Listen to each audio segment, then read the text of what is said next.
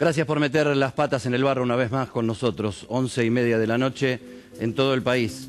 La esquina inexistente, pero miren cómo suena. Güemes y Pellegrini. Inés Güemes, Lucho Pellegrini, tocando el tema del momento, ¿no? Gracias, Vicentico. El tema del momento es culpable. Sos la única culpable. Ahí está todo un país esperando qué sucede con Cristina Kirchner. El juez Claudio Bonadío tiene que definir el asunto del dólar a futuro, la situación de Vanoli, el expresidente del Banco Central, la situación de Axel Kicillof, ex ministro de Economía, y la situación de la expresidenta Cristina Fernández de Kirchner, que recusó a Bonadío, quiere que lo saquen al juez de la causa.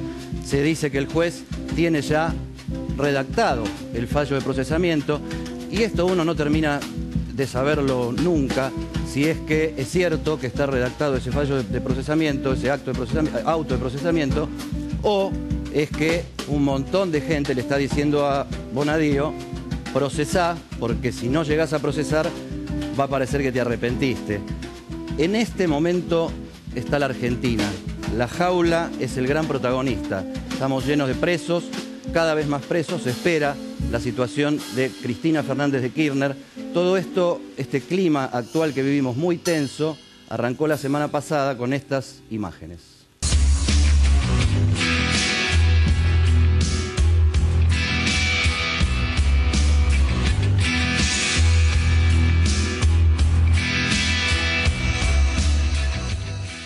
Y ahí estaban las imágenes que la mitad de la población, más o menos, digámoslo, vieron que acá está la grieta, de un lado están los unos y del otro lado están los otros, tratamos de hacerla con un pie de cada lado. ¿Qué va a pasar con Cristina Fernández de Kirchner? En un momento muy particular, porque mientras se busca la ruta del dinero K a través de Lázaro Báez, testaferro de los Kirchner, salta en ese mismo momento el tema de los Panama Papers, donde aparece el actual presidente de la Nación vinculado a un modus operandi de offshoreización de las empresas, de empresarios nacionales. Se busca la ruta del dinero K. Del otro lado dicen, bueno, pero te terminaste topando con la ruta del dinero M. Dólar a futuro, se acusa a Vanoli, a Kicillof, a Cristina. Cuando aparecen las primeras listas de quienes compraron ese dólar barato para eventualmente hacer negocios después ante una eventual devaluación, los primeros que aparecen en la lista son el grupo Socma, de la familia Macri, Nicky Caputo, amigo del alma del presidente Macri, y 3 altos funcionarios del gobierno. El tema es la justicia, está acompañándonos para arrancar este programa. Mírenlo, este señor se llama Jorge Urso, fue juez federal. En cualquier momento, en septiembre, se van a estar cumpliendo 10 años desde que no es juez federal. Renunció un día antes de que el Consejo de la Magistratura lo acusara eventualmente de mal desempeño en sus funciones. Alguien que para algunos fue un héroe. Jorge Urso metió preso a Carlos Saúl Menem en el año 2001. Jorge Urso fue denunciado por Jorge Lanata en un programa de televisión, Detrás de las Noticias se llamaba en aquel momento, por enriquecimiento ilícito. Él se denunció solo. La justicia estuvo casi 13 años investigado por enriquecimiento ilícito y fue sobreseído. La justicia es el tema, no solo en la Argentina, el tema es regional. Miren lo que le está pasando a Dilma Rousseff y vamos a hablar con Jorge Urso.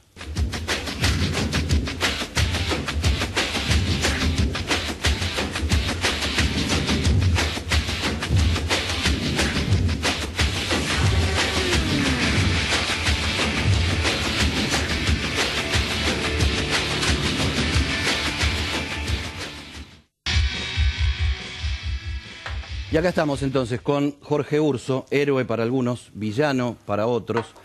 De un lado de la grieta se pensará una cosa, de otro lado de la grieta otra. Jueces federales que siempre fueron polémicos en la Argentina, sobre todo desde la reforma del fuero allá a principios de los 90, donde Carlos Menem nombró a toda una nueva camada de jueces, toda una nueva camada de fiscales, tribunales de casación, cámaras federales, en una movida que en aquel entonces terminó siendo casi una prueba en el mundo de la información y del análisis político y periodístico de que aquella gestión de Carlos Menem manejaba la justicia federal prácticamente como le gustaba. Quien llega a ver este programa ya sabe la información dura, qué está pasando con Lázaro Báez, cayó Jorge Chueco preso, el abogado que era representante legal de esta compañía Helvetic, a través de la cual se giraban fondos al exterior del grupo de Lázaro Báez vinculado a la familia Kirchner. Saben que Cristóbal López está hay un pedido de investigación y de indagatoria por parte del fiscal Policita para que el juez Ercolini lo cite por el tema de estos 8.000 millones de pesos de impuestos que dejó de pagar y que tal vez hayan sido los que Cristóbal López utilizó para invertir en medios de comunicación oficialistas del oficialismo de Cristina Kirchner. Los que llegan acá ya saben. Yo a Urso le quiero preguntar, más bien, cómo es el otro lado de la justicia, cómo es el lado de la presión, el lado de la indicación, el lado de la injerencia política en tribunales, porque cuando la política se mete en los tribunales, distorsiona la función de la justicia, ¿o no? Carrara, allá lejos y hace tiempo, decía que cuando la política entra en la casa de la justicia sale por la ventana.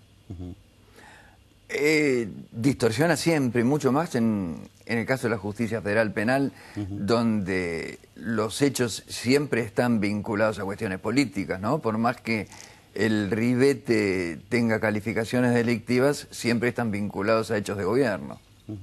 ¿Usted se siente una víctima de la politización del fuero federal? O sea, usted fue visualizado como un juez del menemismo y salió del juzgado con estas circunstancias, ¿no? Una autodenuncia por enriquecimiento ilícito y una eventual movida para destituirlo en el Consejo de la Magistratura. Son las reglas del juego de estos cargos. Los cargos no es de nadie, no me pertenecía. Cuando la situación se había puesto demasiado tensa, no podía trabajar con comodidad, no podía resolver a conciencia, preferí renunciar a someterme a estas tensiones. ¿Cómo se da la presión política en un juzgado federal? ¿Hay un funcionario o un enviado del funcionario que viene y sugiere, la CIDE, los medios, a través de los medios? Yo particularmente me llamó un ex compañero de tribunales de cuando éramos empleados juntos y me dijo en su momento: te equivocaste de piquetero, es el piquetero del presidente de la Nación.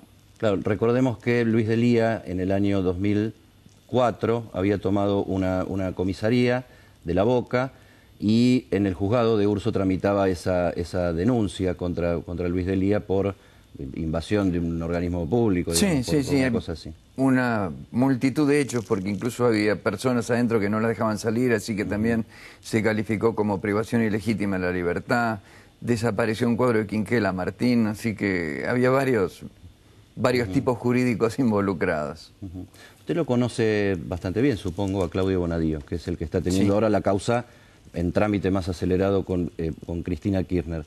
¿Es un juez independiente, Bonadío? ¿Es un juez, o sea, estaba en la servilleta de Corach? Estaban todos en la servilleta de Corach ustedes, ¿no? Porque era una servilleta larga. En la servilleta entraba y salían según el imputado le convenía que estuviésemos o no en la servilleta.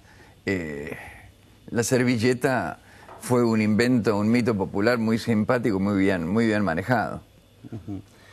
¿Lo toma con tranquilidad? O sea, de alguna manera usted se asume como una víctima política del kirchnerismo. Otros dicen que usted era parte de una especie de mayoría automática en los juzgados federales.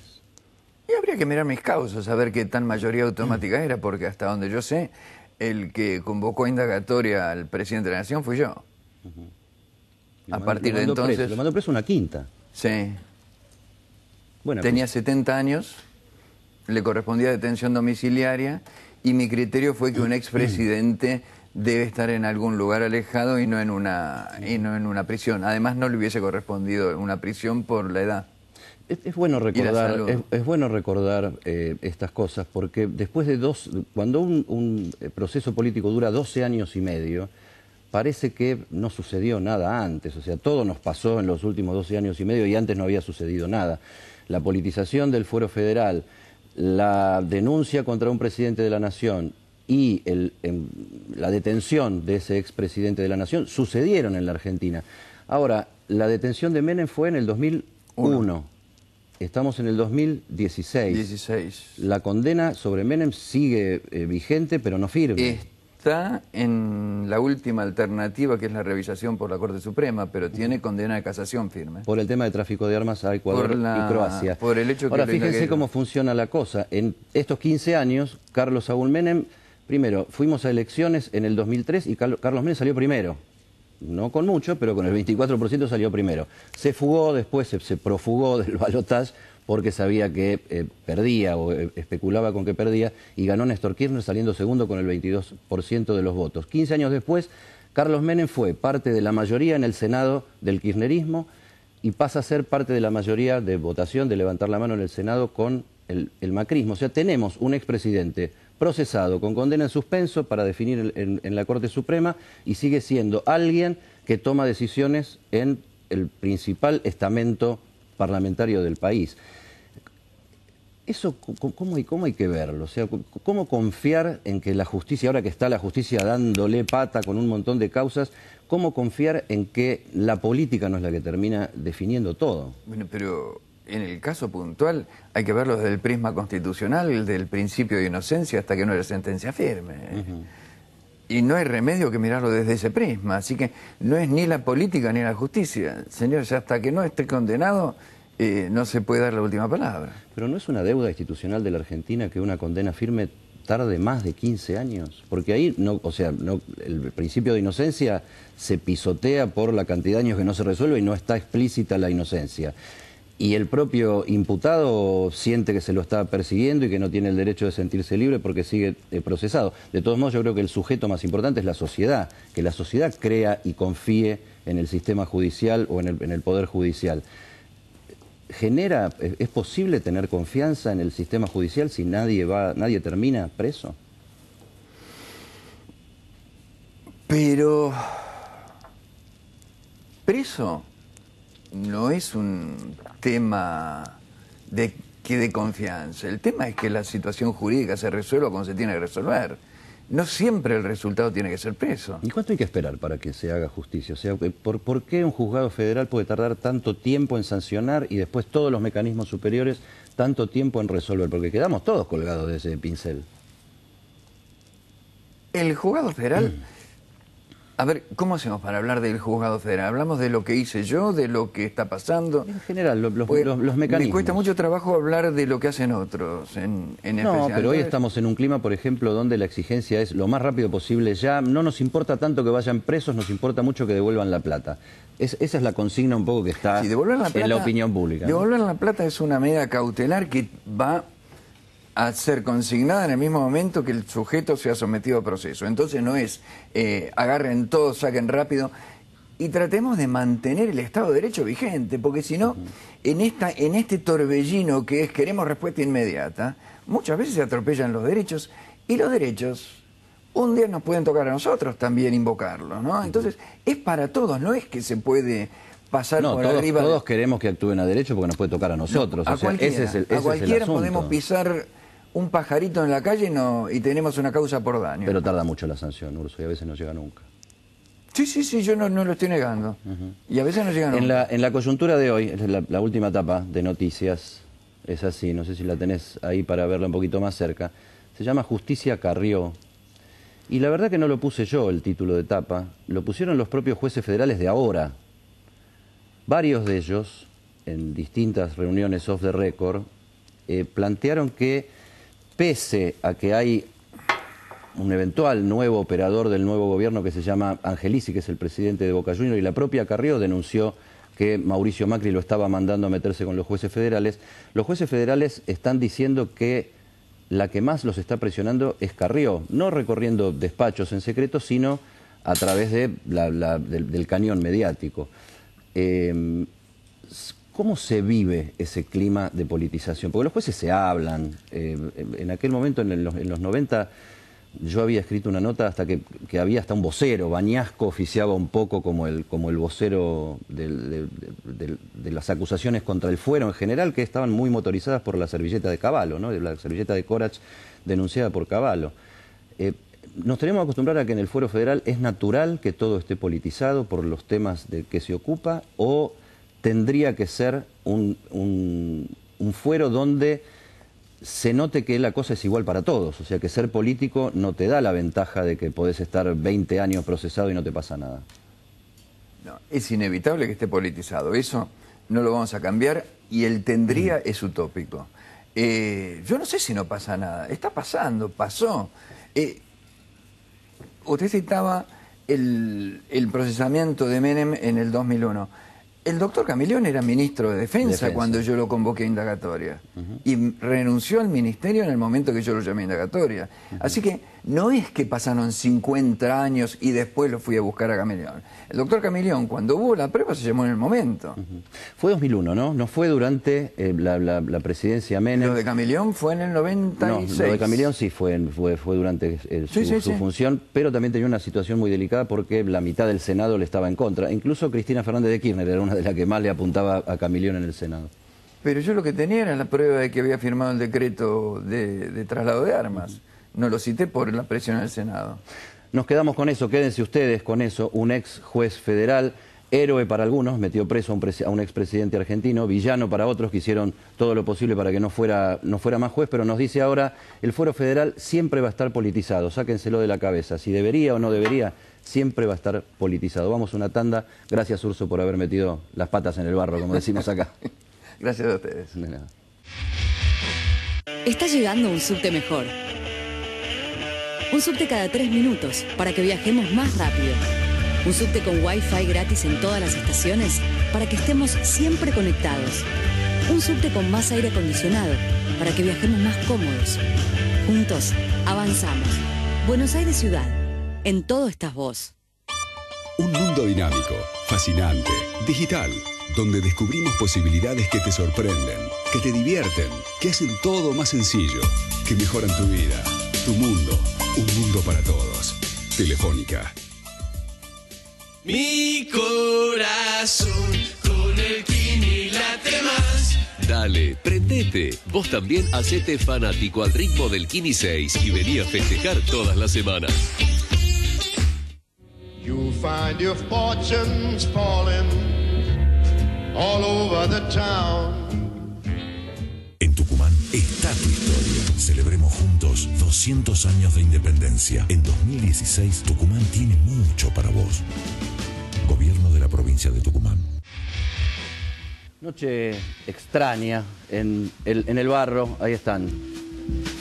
Güemes y Pellegrini con Culpable, la canción que está cantando la mitad del país. A ver si Cristina va a ser procesada o no va a ser procesada por el juez Claudio Bonadío. Van pasando las horas.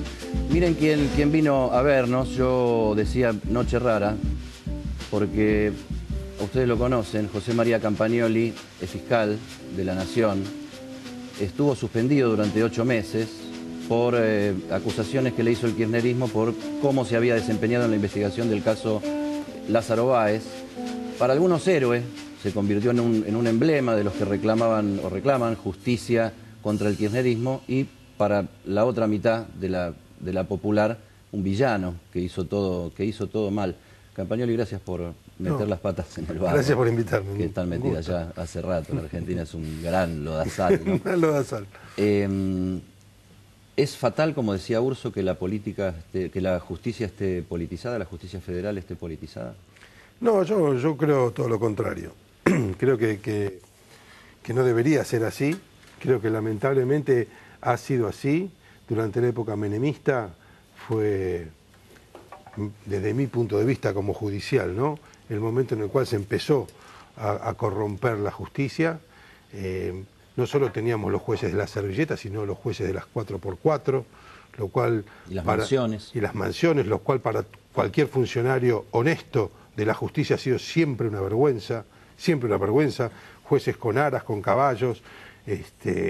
La verdad que yo he vivido otra justicia, vivo otra justicia, yo sigo siendo fiscal y lo que hice toda mi vida fue trabajar en la justicia, y yo nunca permití que en ningún caso mío entre la política y que la justicia salga por la ventana, todo lo contrario. Y siempre que he tenido que hacer alguna investigación contra el oficialismo la he hecho. con suerte a veces, con mala suerte otras, con algún tipo de persecución de sumarios administrativos y con un juicio político como me pasó. Ahora, Campagnoli pasa, es parte de este último tiempo, ¿no? Los jueces federales estuvieron como muy quietitos, muy mansitos, mientras pasa eso, ¿no? Cuando el poder está vigente, todos tranqui, calladitos, dilatamos, y de golpe se arma este desfiladero. Eso es innegable, o sea, la propia indagatoria que recién veíamos que el juez Urso había hecho fue en el 2001, cuando ya el presidente no estaba, era bastante fácil cuando meterlo, venía un proceso acumulado de crisis social muy importante, donde había mucho mal humor social, y donde esas cosas también generan, independientemente de que sea justo o injusto lo que se está haciendo, generan una cortina de humo sobre los problemas reales de la población, ¿no? Porque meter preso a Menem tal vez era lo que debía haber sucedido, pero con Menem preso no se come ni se educa mejor. Sí, yo igual creo que ahora asistimos a un periodo distinto. Es cierto que toda la sociedad ve que cuando se va un gobierno, la justicia federal empieza a meter preso a los María Julia, a los Menem, a todos. Ahora yo creo que es algo imparable, me parece a mí. Me parece que hoy asistimos a una madurez del Poder Judicial, pero una madurez de cara a la sociedad. La sociedad está muy pendiente de lo que hacemos todos los fiscales, todos los jueces, y está exigiendo. Y me parece que de una vez por todas se ha puesto, como dirían los chicos, las pilas. Y me parece que vamos a ver un montón de investigaciones y un montón de resultados en la justicia, que bienvenido que sea, porque siempre es bueno, aunque sea tarde, pero siempre es bueno que la justicia empiece a actuar. Porque cuando un juez mete preso a alguien, procesa a otro, llama una indagatoria, siempre está la otra parte, ¿no? La defensa, ¿no? Por un lado está el fiscal acusando, pero por otro lado está la defensa. Entonces se abre el juego y todos podemos ver qué pasa. Podemos ver ahora qué va a decir la defensa de Chueco, podemos ver ahora qué dice la defensa de Báez, podemos ver qué dicen los defensores de la tragedia del otro día de la fiesta electrónica, y quién habilitó el lugar y qué pasa. Entonces, cuando la justicia empieza a actuar siempre es bueno, aunque sea tarde. Mejor si es en tiempo y forma. Mejor si es en tiempo y forma, pero que actúe la justicia es lo que todos tenemos que... ¿Qué necesita la Argentina para confiar en que eso es así? Porque hay un problema de confianza, o de desconfianza, mejor dicho. O sea, han sido, desde la información y desde el mito, tan manipulables los agentes de la justicia federal, que lo que se genera ahí es una sensación de desconfianza, y todos dormiríamos tranquilos si supiéramos que sobre todo el Poder Judicial funciona como tiene que funcionar. Yo creo que el Poder Judicial es la clave. Y pienso que lo que nosotros necesitamos es mayor transparencia y una sociedad que se dé cuenta que la participación democrática, la participación republicana no se agota en el voto, que se tiene que informar, que tiene que ver qué pasa con las causas. Yo creo que el periodismo ayuda mucho a transparentar todas las cuestiones. ¿Presiona el periodismo también? No debería presionar. ¿Cómo es la radio, o sea, el prime time de la radio a la mañana, el prime time de la televisión a la noche, y los diarios en el mientras tanto, en el despacho de un fiscal o de un juez? ¿Cómo actúa eso en su por lo menos en la predisposición hacia su procedimiento del día? Bueno, yo creo que hay distintos estilos de fiscales y de jueces. No debería presionar, un juez no debería ser permeable a ningún, y un fiscal tampoco, a ningún tipo de presión. La ley es clara y debe cumplir la ley. Pero es que me parece... Pero que las hay, Campagnoli. Pero debe haber muchos que sí, que de acuerdo a lo que ven en las noticias... O sea, esta etapa que yo mostraba antes, que es Justicia Carriola de Noticias, o sea, esto es producto de caminar los despachos de tribunales. O sea, la letra de este título la dan los propios jueces federales. Se sienten presionados por alguien que no es del riñón del gobierno, pero que parece ser el gran cañón acusatorio de Cambiemos. El gran cañón acusatorio, pero también una imagen de transparencia, una imagen de que nadie puede decir nada de la doctora Carrió, me parece a mí, por lo menos yo lo veo así. La cuestión no es decir nada, mejor dicho, tratar de decir... No es que va por los despachos diciendo hagan esto. Exacto, tratar de decir lo que está sucediendo, pero hay jueces federales que nos dicen, Rodi Recalt fue el que hizo desde la sección política de noticias la nota, está buenísima la nota, y es de hablar off the record con jueces, ¿no? No es que el periodismo sale e interpreta y ahora le pegamos a Carrió, no. Estamos tratando de ver cómo se recibe dentro de la justicia federal tanto ese andarivel por el cual circula Angelici según la propia Carrió, y cómo funciona también las palabras de Carrió y lo que se genera en los medios a partir de cada novedad que aparece. Sí, pero yo creo que eso está, para mí es bienvenido que una diputada, bienvenido que un periodista esté con el ojo en lo que está pasando en Comodoro Pi. Bienvenida que la sociedad vea y se entere qué hacen los jueces. Eso me parece a mí que es muy sano para la República. Vos no tenés nada que temerle a la transparencia. Nada. Pero te voy a preguntar una cosa. ¿Vos te sentiste un perseguido? Yo me sentí, si me pusieron a mí en la vereda de los enemigos de un día para el otro. ¿Eso indigna? Y provoca cierta indignación cuando uno ve, cuando uno sufre la arbitrariedad y la injusticia, ¿no? Porque uno está preparado como fiscal para pelear las cosas en las causas y para afrontar también un juicio político. Pero cuando uno ve que desde un lado toman a pie juntillas lo que dice un abogado defensor y con eso le arman un sumario administrativo y con eso le arman o una causa penal o un juicio político, y es bastante indignante por lo rápido que pasan las cosas. Pero ahora, por un lado también... La arbitrariedad indigna. Claro. Pero sí. ¿No te pone del otro lado también? Sí, yo nunca por mi propia voluntad me coloqué de un lado ni del otro, ¿eh? Yo estoy así en el medio de la grieta. Porque yo también fui funcionario del gobierno kirchnerista. Al principio con Vélez. Con Vélez, o sea, yo soy un argentino que ama su país y que donde yo pueda tratar de que la gente viva mejor, siempre voy a hacer lo posible. Habiendo sido funcionario de esa gestión de Vélez en el Ministerio de Justicia, la primera de Kirchner, sí. De la era Kirchner, y habiendo trabajado y conociendo muy bien el fuero federal, ¿quién es Jaime Estiuso? Bueno, Jaime Estiuso... El hombre fuerte de la CIDE hasta que pasó a ser el hombre más nefasto de la historia. El hombre fuerte de la CIDE hace un montón de años, porque no nos olvidemos que Gustavo Vélez mostró su foto en el año 2004, creo que fue, en el 2003. Y le costó la carrera. Y lo acaban de absolver de eso en diciembre. O sea, sufrió las consecuencias de meterse con Comodoro Pi por más de 10 años. Y eso es lo que no puede ser. Jaime Estiuso es un hombre, hasta donde yo sé, que manejaba el servicio de inteligencia del país, ¿no? Un tipo muy experimentado. ¿Y era el que regaba de plata, él, entre otros, los mismos juzgados federales de Comodoro Pi? Yo no lo sé porque la verdad que no sé a ciencia cierta cuánto hay de mito y cuánto hay de verdad, de eso que llamaban la cadena de la felicidad. Porque el mito parece que lo armamos los periodistas en las redacciones. Sí. Y esos mitos surgen de los propios pasillos de Comodoro Pi. Bueno, yo no... Vos los escuchaste. Por suerte yo no estoy en Comodoro Pi, yo estoy en Saavedra, bastante lejos de todo. Un poco lejos. Pero bueno, si uno se imagina y cómo se materializaría esa cadena de la felicidad o esos sobres que se dice que en la época del menemismo y no sé si después se recibirían, y uno piensa que la única manera es de la mano de alguien que tenga fuerte influencia y que sea intocable, porque si no todas esas cadenas de complicidad, esa mafiosidad se rompe. Campagnoli, muchas gracias por meter las patas en el barrio de Saavedra, en el barro. Gracias por venir, ¿eh? Nos seguimos en cualquier momento. Y acá con Culpables, desde la esquina de Güemes y Pellegrini, me voy a saludar al amigo Jor. Pues acá tenemos los músicos, tenemos a Jorge Lepera. ¿Qué tal, Eddie? Están los músicos y Lepera, el que no viene nunca es Gardel, ¿viste? ¿Con qué andamos? El tema Brasil. El nombre de nuestro grupo de música está inspirado en la situación de Brasil. ¿Cómo se llama? Dilma, Palma y Vampiros. Bueno, para el momento, politizada la justicia, judicializada la política, así estamos a nivel regional. Nos vemos dentro de una semana en el barro, tal vez con Cristina Fernández de Kirchner procesada, o no. Hola, Bonadío. Hasta la semana que viene.